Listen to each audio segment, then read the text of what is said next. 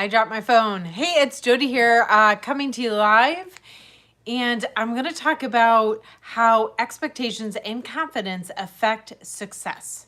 So we're going to talk about adjusting your attitude to maximize your potential, how to think about what you're going to do. So how to think about approaching tasks. And I noticed that there's different ways people approach tasks. And so I'm going to describe them to you, and you could think about which one you are, so that you could see how then you could go forward and have more success in completing whatever it is that you want to complete. So if you don't know me yet, my name is Jody, and I help people release fear, bring in the love that they want, and I give practical tips for the body, brain, and spirit. So stick with me, subscribe, click the bell, do all the things, share. We got it. All right, this is coming to you live, so it's not really edited down. It'll be a longer video as I riff off here. But this is what I've been thinking about for a while, and I just felt like it's going to really serve some people. So I'm putting it into my live. I usually go live every Monday at around 11 a.m. Eastern. So if you want to catch me live next time, click the bell and you'll get notified if I'm live. So say hello if you're here and let me know who you are and what you want, and any questions, go ahead and ask them. All right, so confidence. So I'm going to describe these things because these are words that we use for a lot of different things. And when I'm talking about confidence in this video, I'm talking about belief in yourself, like having faith that you could do something, having faith in yourself. So it's not like that ego confidence, like overconfidence. That's not what I'm talking about. I'm talking about a rooted sense of, I know that I can. If I put my mind to something, I know I can do it. That is the confidence I'm talking about. Expectations, I'm talking about if you expect that you can or not. What are your expectations? I'm not talking about high expectations of perfection. I'm talking about what you are expecting to happen. So what I noticed is that there's people, and sometimes people carry the diagnosis, maybe ADHD. ADHD is kind of a weird diagnosis because it looks like a million different things. But mostly it stops people from their productivity, or stops people, it's a learning issue, so it stops people to get things done and how they approach tasks. And I'm not a what do you call it, specialist in ADHD, but I see it because so many of us have learning difficulties. And yes, they're called all different things, but this is a huge lump of what people may call things that when they have trouble. I could see the ADHD in myself because I'm very distracted. I multitask. I do a lot of different things, and I'm really productive though, because I've learned how to override a lot of these things. I also have dyslexia, so my approach to tasks is affected. So the dyslexia I have is not like the letters going backwards. It's more of a conceptual dyslexia. So if I'm in airports, sometimes the signs, I don't understand some of the things, the way they say it, because the way I'm processing concepts is getting confused.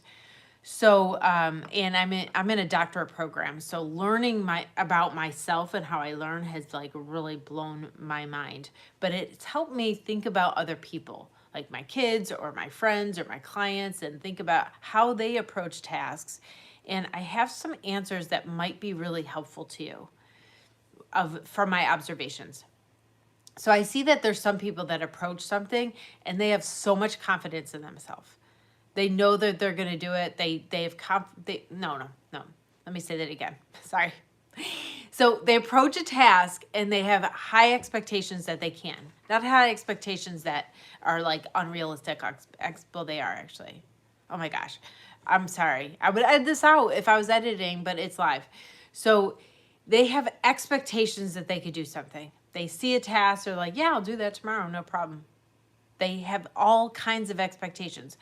They may be a person, though, that has some learning problems that typically and historically in their life, they do not get stuff done, right? They procrastinate a lot. They don't get stuff done. They're unmotivated.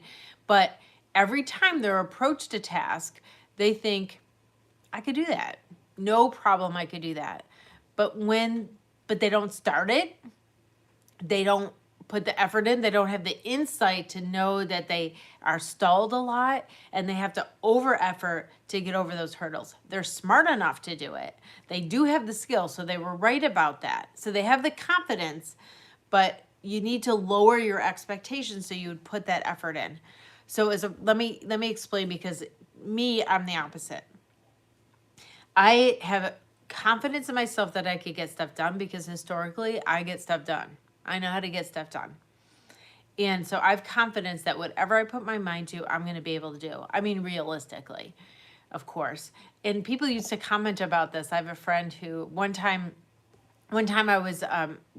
we were out and there was ice skating rink, and my little girl, my daughter was little, and she really wanted to ice skate. And so I was like, okay, I'll ice skate with you. And someone else with us was like, do you know how to ice skate? And I was like, yeah, I know how to ice skate. I didn't say I was good at ice skating. I just said I know how to ice skate. And that was a concept that was crazy for them, because I went out there and I looked like I did not know what I was doing. But I was having fun. My daughter wanted to do it, and I was going to go out there with her, right? So I can literally ice skate. I can't ice skate good, but I answered the question. And she would have never said I could ice skate unless she was proficient at ice skating or something. Like, that was a weird concept to her. Anyway, so I have a lot of confidence that I could do something. Maybe not great, but I have confidence that I can. And so I approach it with that belief in myself. And that belief in myself makes a huge difference to my ability, because I believe it. I have these expectations I could do it. And so my actions follow that, and I get stuff done. Now, with my learning problems, though, when I know I have to approach a task, I know that I'm going to have all kinds of resistance to it and all kinds of struggle. So I over effort all the way through school. I over efforted, not over tends to make you think that it was like too much, but I efforted to compensate. Sorry. Get rid of the word over. Okay, I efforted to compensate for my learning difficulties. And when I efforted, I did really well. I met expectations, right? Or I passed. So I know I approach a task and I don't say, oh yeah, I could do that easy squeezy, no problem. Because if I did, I wouldn't know that I had to put effort towards it. Does that make sense? And so I see some people being like, easy squeezy, no problem, and they don't put any effort in. And they end up getting there and passing the deadline, and things aren't done. And so what you need is to have some expectations that you are going to struggle, so that you put that effort in. But you need the confidence, that belief in yourself that you can. Because some people look at a task and they're like, no way, I'm going to fail anyway. I might as well not try. That's a recipe for failure. Of course, you don't want to try because you don't want to be disappointed in yourself. But listen, you're disappointed in yourself anyway, so you might as well try. We're not going to be successful at everything that we try to do.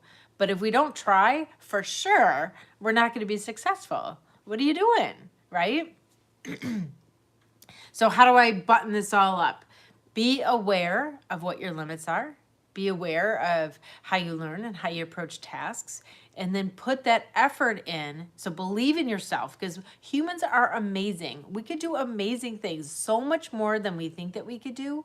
So have some confidence in yourself. Do the things you say you're going to do, because that's going to build the confidence. Keep track of it every night. Write down the things that you get done, so that you can see yourself as someone who's skilled instead of seeing yourself as someone who has all these deficits. Start to connect with your ability to overcome challenges, because you can. You can overcome challenges. How you think about yourself is going to be the most important thing, and how you get stuff done. So I hope that serves you. If you want more from me, come on over to my website, jodiamen.com. And listen, my new podcast, Anxiety, my anxiety, I'm so done with you, is all about this stuff. It's all about how we think about ourselves, how we think about our problems, how to get rid of those problems, and how to have a life that you want and that you've created. So come on over. Anxiety, I'm so done with you. You could come to jodiamonn.com/podcast or go to your favorite podcast app and listen to it there. All right. I will see you next week right here. I don't know how to stop this. Oops. Sorry.